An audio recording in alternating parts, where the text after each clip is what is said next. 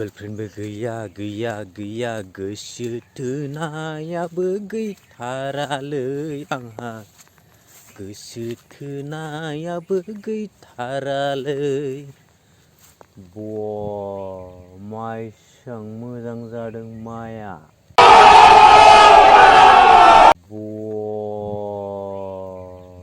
माइसां मोजां जादों माइया